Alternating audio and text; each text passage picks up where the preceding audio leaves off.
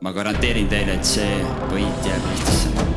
Vahel kahjuks on nii, et need, kes julgevad kõrgelt unistada, kukuvad kõrgelt. Täna oli minu õhtu kahjuks selline. Kogu aeg ma vaatan sama probleemi. Suur uks, kus ma võin proovida lõpetada see matši.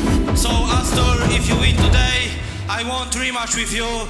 Selles suhtes, et mul ei ole ühtegi igavat matši olnud siiani ja siiani me üritan ka edaspiselt pakkuda.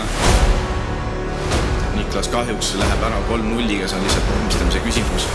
Püstivõistlus ja minu löögid on tegelikult ohtlik relv, mida ma peaks kasutama. Sellel õhtul koondub kogu pinge ühte kohta. Eesti võitlusspordi teravaimad nimed astuvad publiku ette ja iga sekund võib muuta kõike.